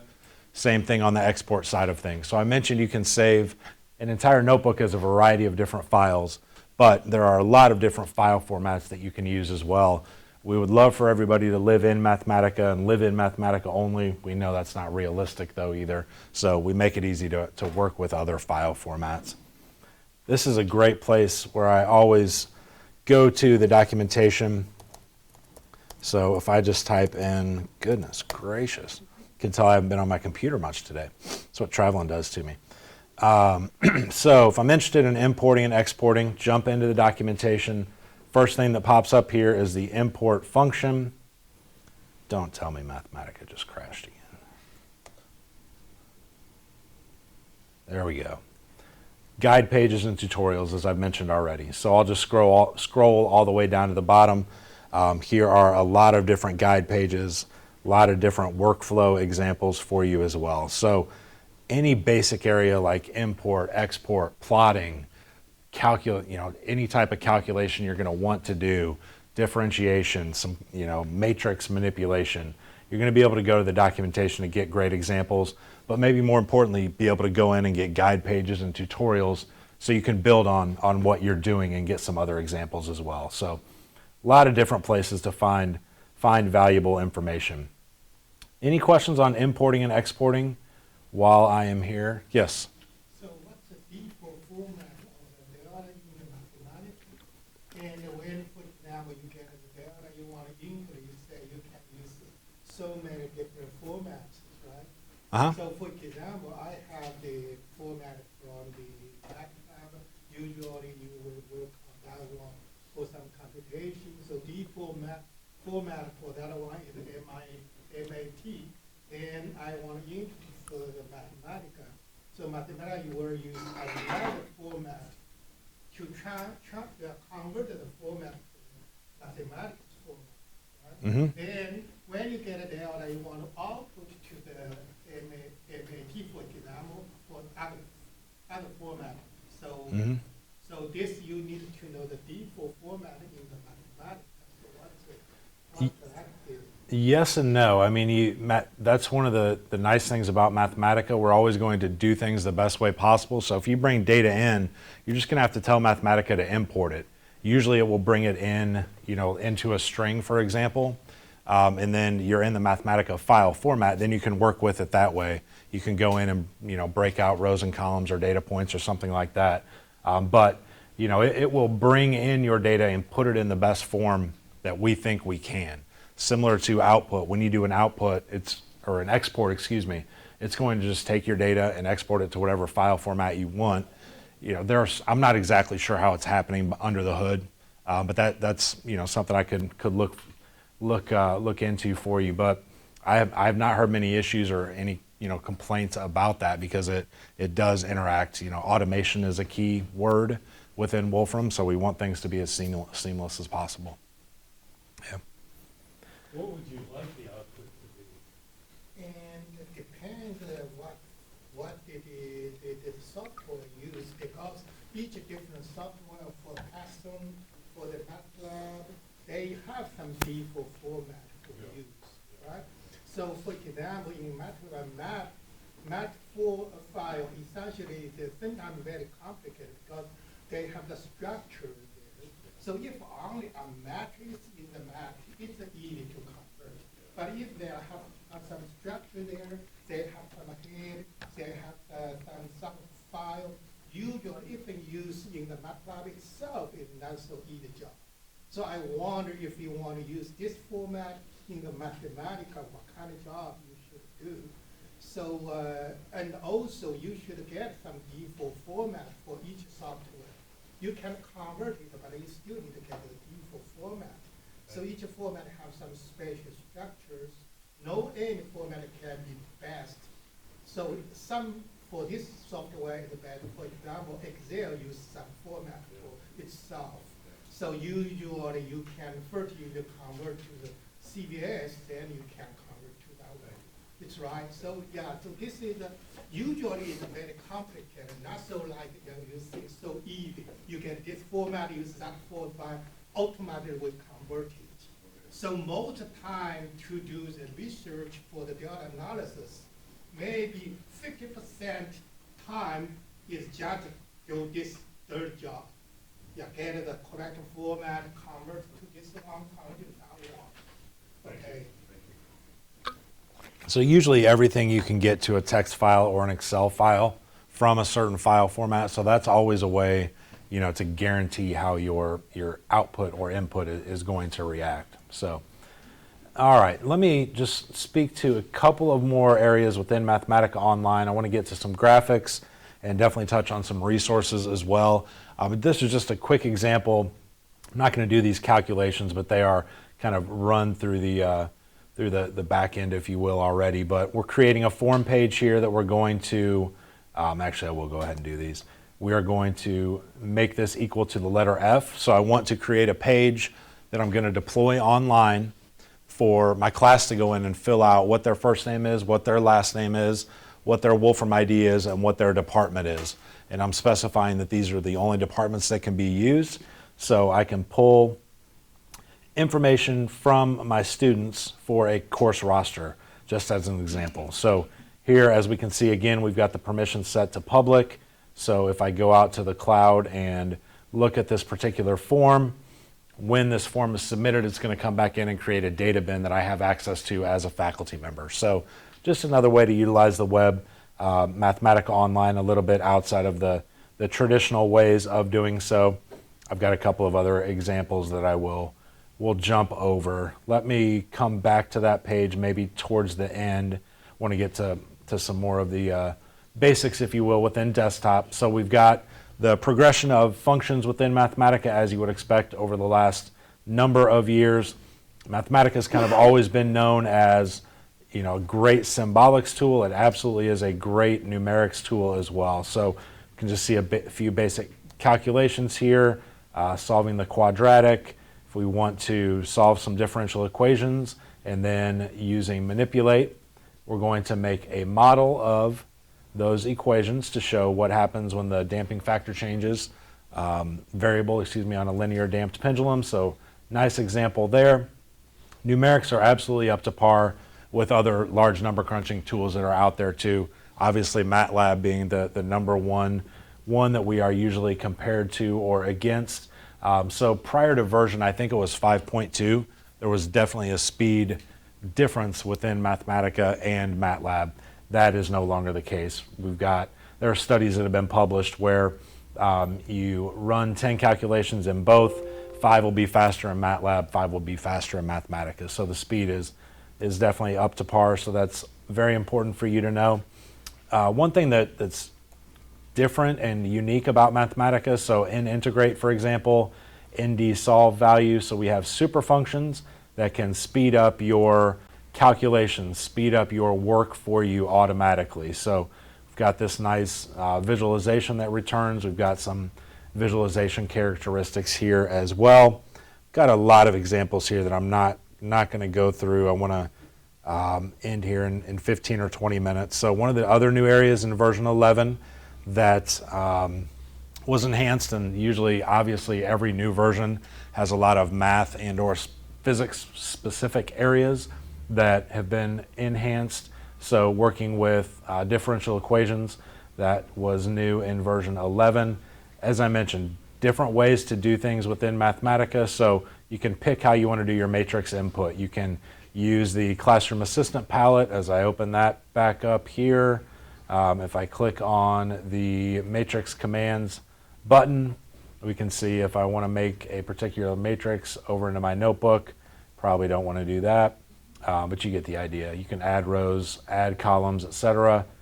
Or you can use functions within Mathematica to do calculations too. So using the table function, using the random integer function to create these matrices, and then we can see that all of the supported properties are, or functions I should say, functionality are supported. So dot product, norm of the dot product, inverse, etc.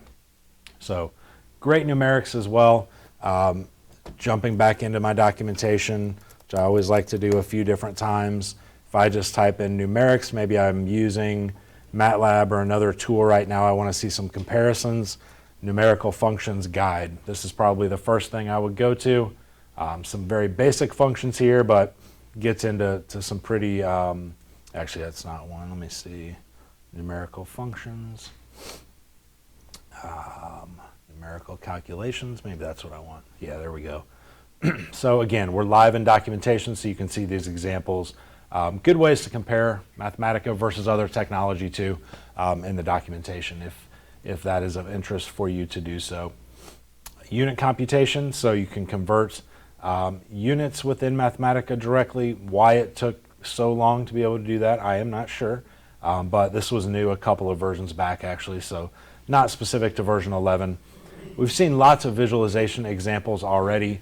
The consistency of the language is something you've heard me say a few times already, and I think really sets it aside from other languages. So all of these different visualizations, we can see that the syntax is nearly identical, obviously, right? Changing the first word only, other than our basic plot. So I always like to point that out when you are getting started learning. That's where I mentioned the language is intuitive. So once you start getting some different examples, you will be well on your way. So great visualization program. Data visualization for doing presentations, specialized plots as well. So here are a few of the areas we've rolled into Mathematica over the past few years. So wavelets, control systems, a lot of new graph theory, knot theory, things like that. Consistency of the syntax, I just said this right up above, so everything in the square brackets is the same here. We're going to see the plot. All we have to do now to change that around is use the integrate function as opposed to the plot function. You get the idea. Plot legends are fairly new as well. Again, why this took so long, I'm not sure, to make much easier in Mathematica, but I'm happy to report that it is much easier now. So creating those plot legends automatically is possible now. With every new version, there are a lot of visualization enhancements, as you can imagine, specific to plotting. So a lot of examples here that I will not go through in the interest of time. Automation, I've mentioned that a couple of times. So choosing the best visualization that we think we can give you for these different options. So great visualization system, accessible directly from Mathematica as well. Not going to talk much about this, but one of the main differences, the main difference obviously between Wolfram Alpha Pro, and Google are the fact that Google is essentially a search engine, right? Where Wolfram Alpha is a computational knowledge engine. So those of you that are using Wolfram Alpha Pro know of that capability. So the Pro version will give you a problem generator in a few different subjects, will allow you to use your own data in calculations, and it will also allow you to change around images, change around graphics and things like that. I'm not going to go through these again, but there are a lot of examples here specific to Wolfram Alpha that may be of interest in a lot of different areas. And keeping in mind too that all of these areas, once you do these calculations in the free Wolfram Alpha, you can then get them directly in Mathematica to do things with as well. All right, let me jump forward to kind of more of the research areas, if you will, that I will just touch on very briefly. So we've seen some different ways to get started. I mentioned a few times that we have rolled a lot of functional areas into Mathematica over the past 10 plus years, parallel computing being one of those, GPU computing as well. So take-home point here is that with hardware getting bigger and more expensive with graphics cards, a lot of people utilizing those now. We want there to be functionality directly in Mathematica for you to utilize that hardware and power with. So I can wrap parallelize around anything in Mathematica to do a calculation locally. So I've just got a quad-core laptop launching 4 kernels, that's what that's telling me, and it returns my result to me. So kind of along the same lines of manipulate and cloud deploy, anything you can calculate, you can parallelize within Mathematica. If it cannot be parallelized, sped up, it will tell you, can't do so, I'm proceeding with sequential evaluation in this particular case. So again, just ways that you can speed up your calculations, visualizations, etc. with GPU or CPU computing. On the programming side of things, I've talked about the Wolfram language a lot of times, but you absolutely have the ability to do quote-unquote regular programming, I guess, for lack of a better way to put it. So if you're used to procedural programming, if you're used to list-based programming, you can absolutely do that directly in Mathematica too. So a lot of people are using Wolfram in different ways. As I mentioned, here's an example starting with this particular image at the bottom and then breaking it apart to 4 different images. So this one, a hackathon at the University of Michigan. We've got a group internally that works with hackathons, so if that's anything that any of you participate in, definitely let me know. We would be happy to help with that. Got a lot of examples here just on basics of programming and pattern matching as well that you can flip through when you have a chance to do so. Shortest path example as well. So I always spend way too much time on the beginning and do not get through all of these examples, but that's all right. We don't want to be here for 4 hours. So creating and deploying custom programming programs as well, So again, I'm not going to do this in the interest of time, but looking at some Reddit threads using the Mathematica subreddit. So we can kind of skip to the bottom here and we'll get a nice word cloud of what images were being talked about in that particular Reddit and subreddit. So deploying to the cloud, we've already talked about that as well. Code compilation and connectivity, so you can generate standalone C code directly in Mathematica. So there are ways to work with other programming language, other types of programs as well, as I mentioned a number of different times.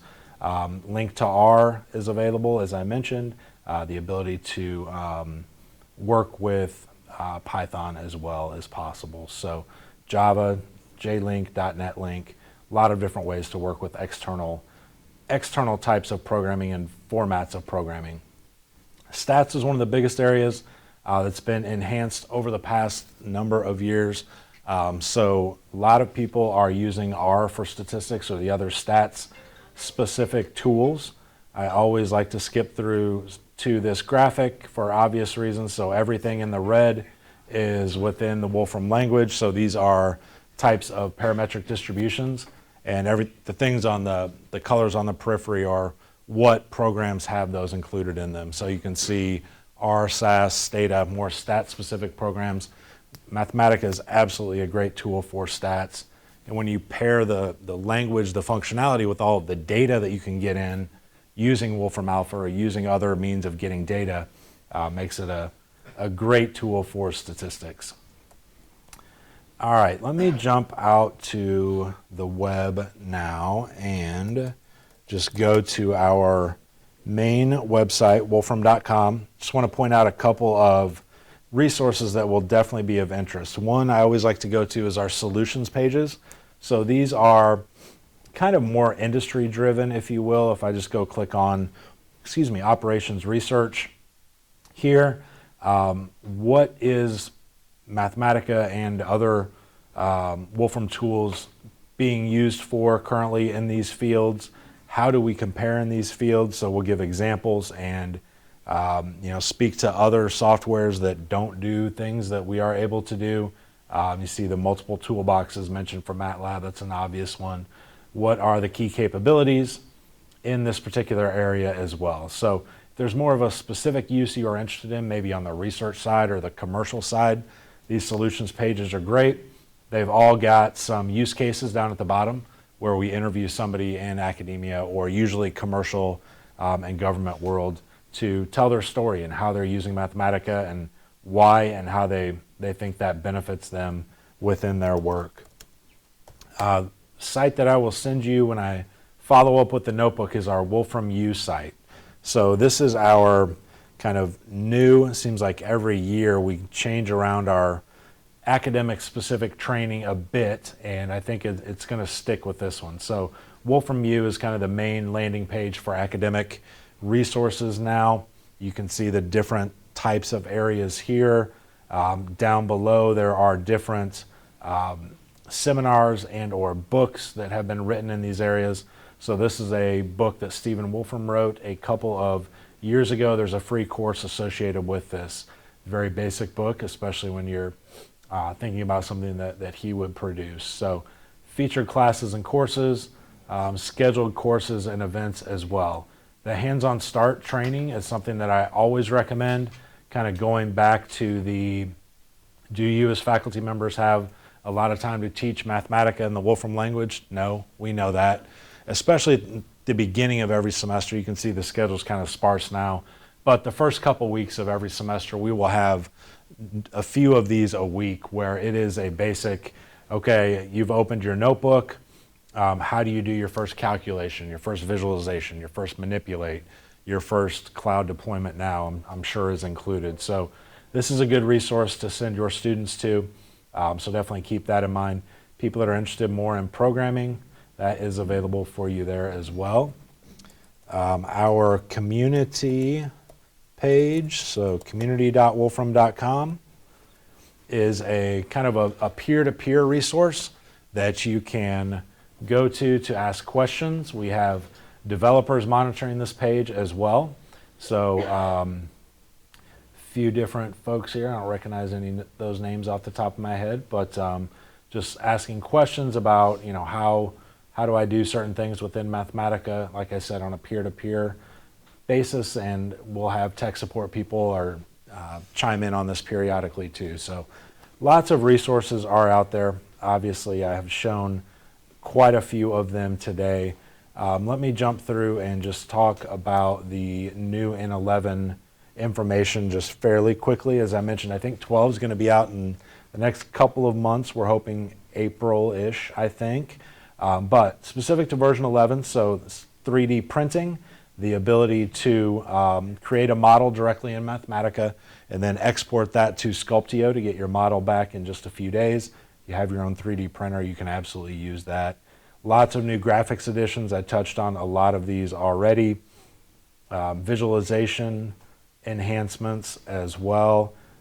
So every new version has lots of new graphics, aesthetics, computational audio. If this is something of interest to anybody, this is a fairly new area in version 11 as well. So got a colleague who is big into music, and he said this would have saved him a lot of time with making music, which is kind of his little hobby.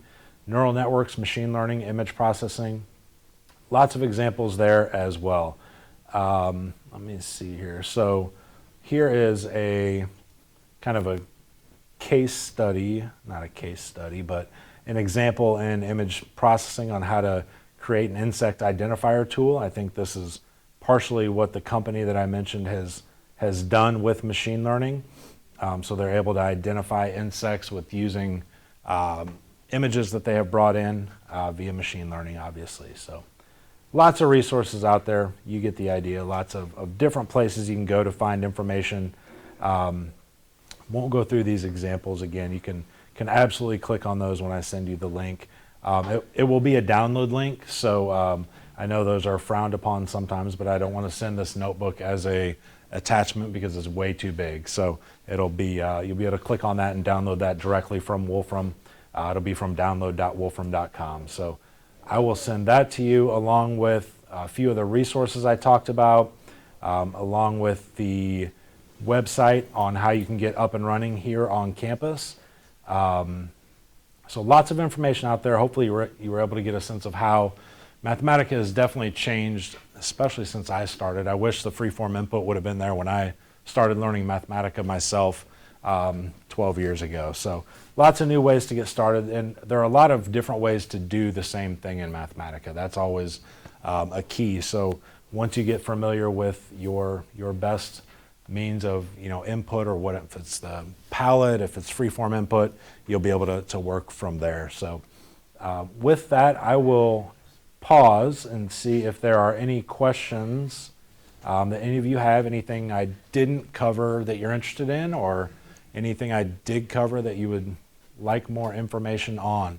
One thing I always want to mention too is that support is available for you as a user community. So if I don't know the answer, I've got access to our tech support, as do you, but start with me first and I can forward it around to a couple of engineers within my specific department and go from there. But tech support's available for you as well. We actually do have live human beings answering the phone. Most of them are located in Champaign, Illinois, so it's a nice benefit of being a smaller company. So any questions, comments, thoughts? Cloud interesting? Are you using cloud tools with other softwares, or not so much yet? I see some nods, some, I don't know. You were searching for specific functions from inside of the program as opposed to pulling it from the website. How are you doing that? From the documentation? Yeah, just go to help and documentation, and then you can type in either certain functions or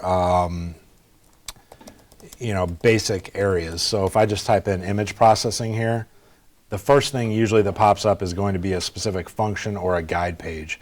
So you can do this on reference.wolfram.com or directly in the documentation. So when I click on this particular guide page, so here are, everything in blue is a function within image processing that you can then go in and explore and get some examples of, etc. So, and a lot of these too, another great part about the documentation are the options. So when I clicked over to a new notebook and made that plot and I graded out and made it bigger, etc., those are all options that you can find in the documentation.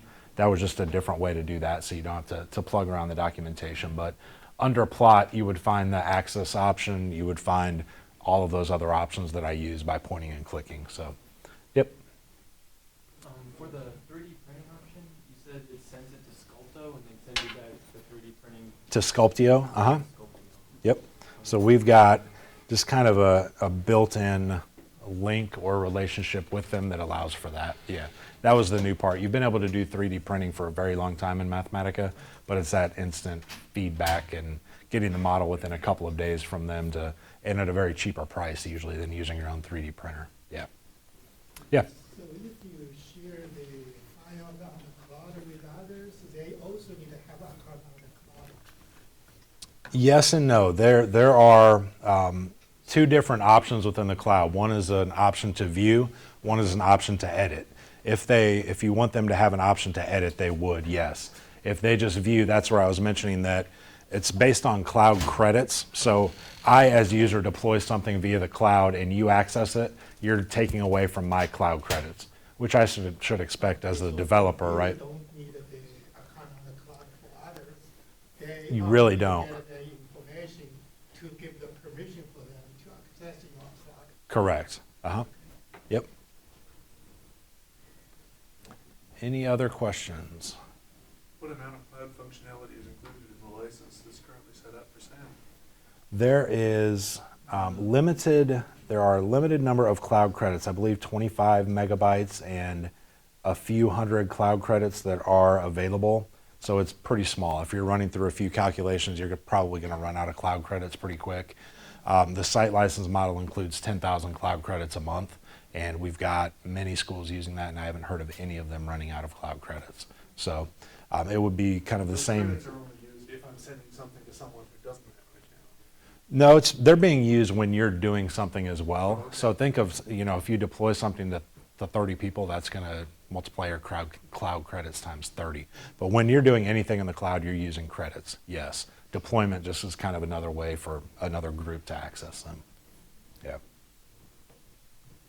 So they don't use up all of them?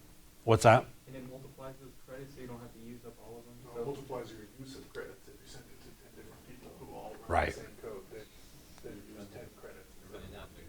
Right. Yeah. And that's just a case where we usually just say test it out, see how your credit flow is going to get a sense from there. So, yep. So another question, if it was the older version, can't open the file in the new version, right?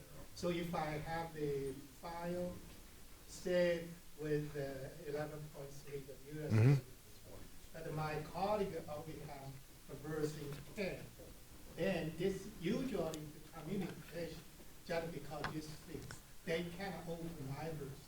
In most cases, yes. It just depends on if you've used any of the new functionality. Way to save the older version to the new version to an older one. Seems no such a function on the new version.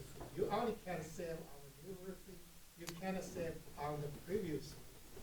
I'm not sure about saving. You can have multiple versions live on your machine now, though, if that's of interest. So when you would upgrade to a new version, it pops up and says, do you want to remove your old version or something like that? This is actually a newer laptop, but when I had my previous one, I think I had 4 or 5 different versions on there. But I don't think there is a way to save it to an older version. Most of the functionality is still going to be okay, like I said, unless you use something that was brand new to the version. So after version 6, from 5 to 6 may have been painful for some of you just with the new functionality, but from now it's all being built off of that framework, so it should be okay. Backwards is obviously different than forwards, though. That goes without saying. So, yeah.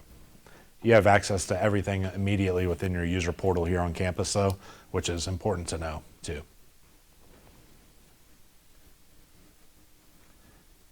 Anything else? Let's thank her.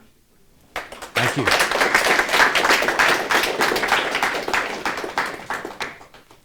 Appreciate everybody taking the time. Thank you.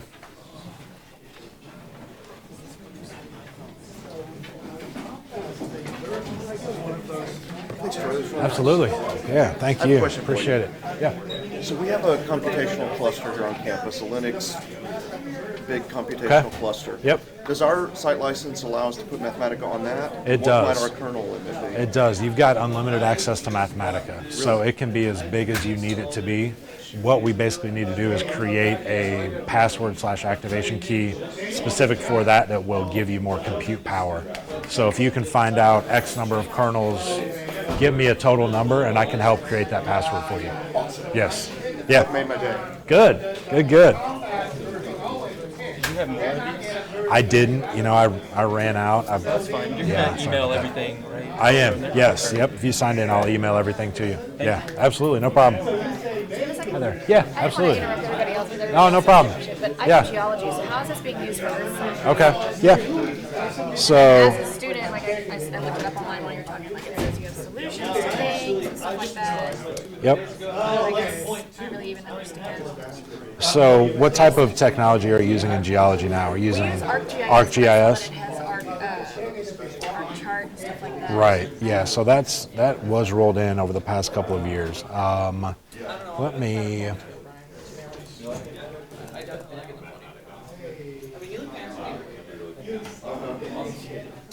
The obvious answer is working with data. When anything you're doing working with data, you can absolutely use Mathematica in. And I can get you some other examples. Did you sign in on that sheet? I did. Okay, I'll just make a note. I don't think it's going to be as simple as typing in. Well, actually, yeah, here we go. Okay, okay.